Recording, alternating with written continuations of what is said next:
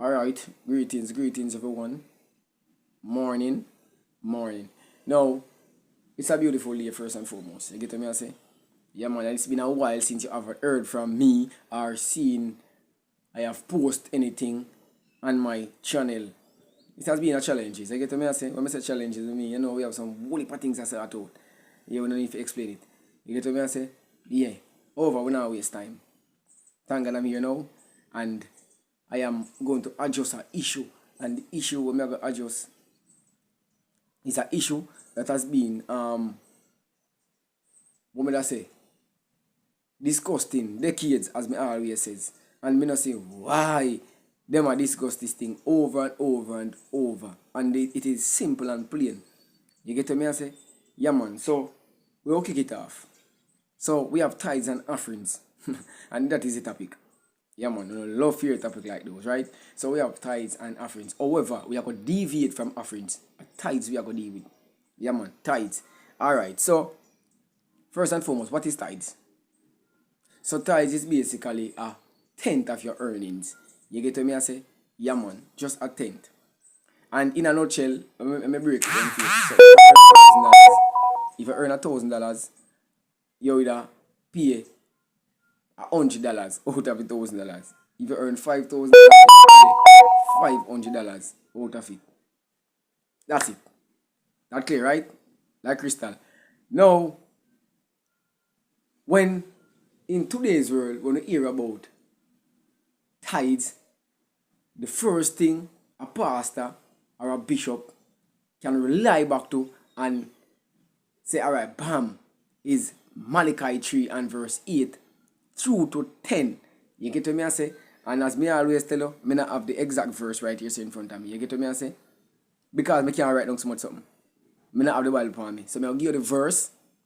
When I give you the verse, you can read it yourself and follow me in the video. So we have Malachi 3 from verse 8 through to 10, where it says, oh, can a man rob God? You get what me I say? You rob him in tithes and in offerings. That's how it say, right? Now, this is what many pastors and bishops, them glad that they are happy that there was actually a verse like this. But beyond this verse, it is way more deeper to understand what them don't actually understand. And I'm going to break it down now. Now, this Malachi 3 and verse 8 where the tithes come in, what you need to relax back and look at. Why this even come in from day one? Why something them tithes even came into existence? Why? Now, the reason why tithes came into existence, you need to check out Numbers 18. Numbers 18, you can read from verse 1 through to the ending. However, I'm not going to read that. From Numbers 18, from verse 1 through to the ending. Now, if you look at verse 20, break it down, make you understand. Go at verse 20. So, verse 20 is where Aaron gained his authority for actually earn the tithes. Yeah, man. So, open the passage, you realize God constructed Aaron and say, alright, I want you and your father household and your Levites from them for work in my sanctuary. That was Aaron's jobs. Now in verse 20, in the same Numbers 18, in verse 20, God tell Aaron, say, I don't want you to have no inheritance, no land, no business, no nothing. I will be your inheritance. Now, whenever the tenth come in, when the persons of the land of Israel bring in their tenth, God would give that to Aaron and him friends them will have a work within the sanctuary because they cannot own nothing, they cannot work. That was mandatory for Aaron and the Levites. Yeah, man. Now, if we put it in today's generation, these pastors, these bishops saying that tithes are mandatory. It is a set procedures. No, that is the reason why I'm here. No, I can assure you, and just follow me slowly as I go down. Tithing is not mandatory today. And before me even go further in the video, let me say this to you. I'm not a stingy person. I'm not a mean person. In the New Testament, the Apostle Paul said, God bless you bountifully, you give back bountifully. Right? So before me even go further in the video, don't feel like I'm a stingy person. I will always give unto the church because the church have to run. Utility bills have to pay, toiletries and all these things off the day. You get to me I say? Yeah man. But where these mandatory tithes thing is concerned, no. Nope, nope, nope. Aaron thing was mandatory. Aaron cannot own nothing of his own. God is Aaron tithe. Whatever God get him, give to Aaron. Yeah, man. So, now, differently from Malachi 3 and verse 8 through to 10, where they always quote that scriptures and say, hey, see, God say must tithe, they have another scriptures that they stick to, which is, let me see, 1 Timothy 5. Yeah, man. 1 Timothy 5 from verse 17 through to 19. That's one of them favorite scriptures again. I'm going to read part of it because I write it down. It says, let the elder that rule well be counted worthy of double honor, especially who labor in the word and doctrine. And they say, yay, look at that. Look at that. It says the elder should be counted worthy, and especially if you work if you labor in word and doctrine. If you labor in word and doctrine, look at that. And then you have verse 18 in the same passage, 1 Timothy 5, 17 through to 19. If you look at 18, it says, do not muzzle the ox that treaded out the corn. So they say, all right, so the pastor is working. That simply means he's supposed to get his pay. He's supposed to get his wages, because when he says, do not muzzle the ox that treaded out the corn, in a nutshell, if you put it back in an animal, we could put it back in an animal situation. And forget about pastor.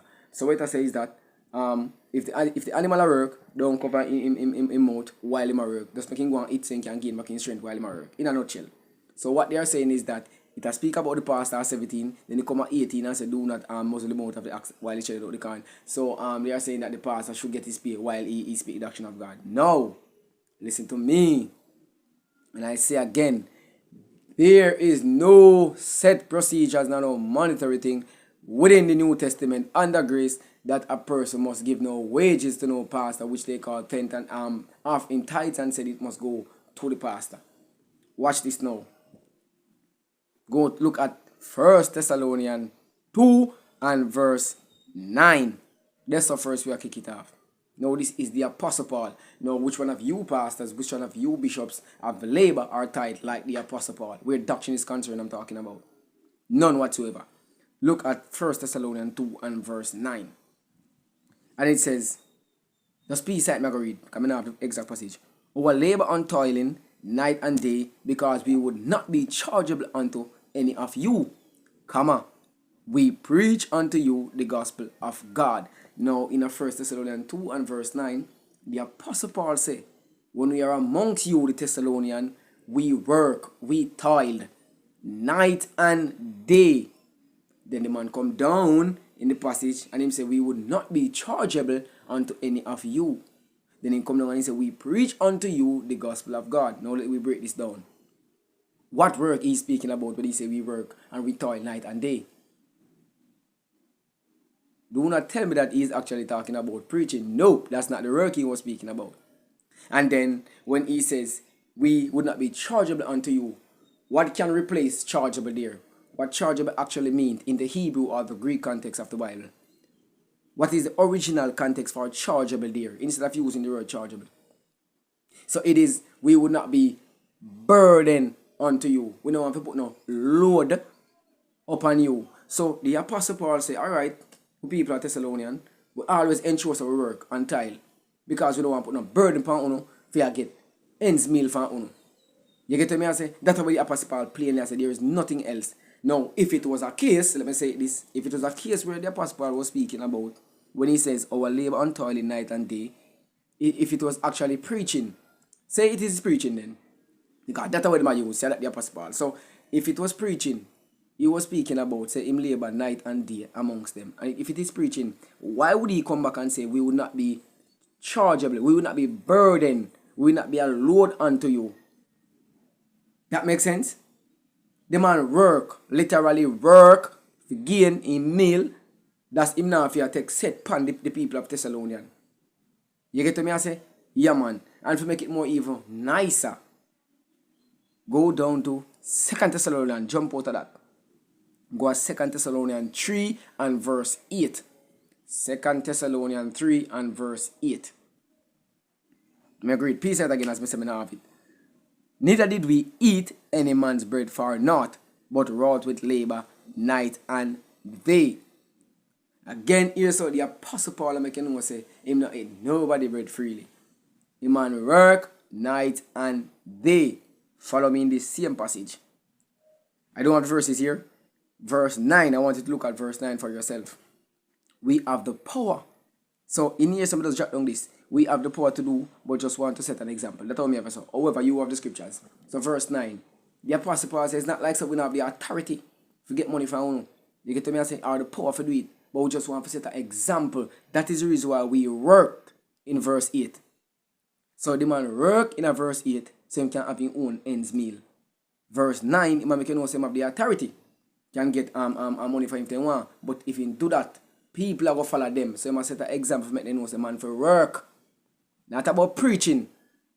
Not preaching. Preaching and teaching with the Apostle Paul do every single day for free amongst them.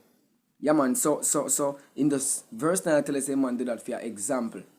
Say people must work if they want it. You get to me and say, you are not Aaron. Aaron couldn't work. Aaron couldn't do nothing else. You get to me and say, and that's the reason why that was mandatory for Aaron. If you go at verse 10, same passage, same Thessalonians 3 and verse 8. Verse 10, commanded no work, no bread. Look at verse 10. The man commanded, if a man don't want work enough to eat. I let you verse 10, I let you see, because I don't have the verse here. Let you see, right? Verse 10, commanded no work, no bread. If you go at verse 11, busybody may have here, so look at the verse where you have. So verse 11. So the Apostle Paul said, I realize that there are some persons among you that are busybody. Busybody what? Busybody not working, but busybody in people matters. Interfering in people's business. You have some type of persons among them in the Thessalonians. That's all them busybody doing. Not working. You get to me I say? But when they want to eat ends meal because they are pastors and the world works, they want to say they're supposed to get this and they're supposed to get that. No. Read 2 Thessalonians verse 9 and read 1 Thessalonians chapter 2 and verse 9 and 2 Thessalonians 3 verse 8 with an open mind. And you will see that all these works he's actually speaking about the literal word. So I don't know where them I go with 1 Timothy 5 and verse 17 and Malachi 3 and verse 8 through to 10. I try to make this thing mandatory. And as I say again, don't look at me and say I'm a person that doesn't want to give. I can assure you this. God, house has to run. The temple has to run. Light bill have to pay. Water bill have to pay. You get to me and say money must be there. So if a person run broke or a person dry or somebody on the street hungry and you need to feed them, money have to be there. But don't tell me I'm mandatory if you can't give a person no wages. Now I'm mandatory if you show no money. God bless me bountifully, so I give bountifully. And if I feel like I give $1 million today, I give $1 million. If I feel like I give $1,000 a day, I give $1,000 based on what me have used my discussions. You get to me, I say about this 1/10 to the matter about is not mandatory. Alright, the last one me have verse 12. Same 2 Thessalonians 3 verse 8. Go work and earn your own. That's how me have, so that simply means you work for earn your own. And as me say, at that time, I don't know how to make the video so long, but I just plan to wrap up this. I don't waste no time. I'm just going to give you the passage them again one more time so you can read them yourself. And when you read them with an open mind and not read them with a tough head and a focus on Malachi 3 and 1 Timothy 5 and verse 18 and continue hold them thing there. Read everything with a open mind. So we have Malachi 3 verse 8 to 10. Then we'll go up Numbers 18. Numbers 18, you can read verse 1. Read a couple verses, then you can read verse 20. You get to me I say? Then you go 2 Thessalonians 2:9. Then you go 2 Thessalonians 3 verse 8. And read everything with open mind. And that's it. That's all I have to say. For me, it is not mandatory. Based on what the Apostle Paul said. And based on how God instructed this thing. This designed for Aaron. For the children of Israel. So, at that time. Yeah man. So if there's any rebuttal against this video, just post it in the comment section along with your scriptures that says once a pastor work or once a pastor preach, him deserve thing. Because you can't use Malachi 3. I can't tell you that. Malachi 3 designed for Aaron. And I don't want to start back over again. So, peace.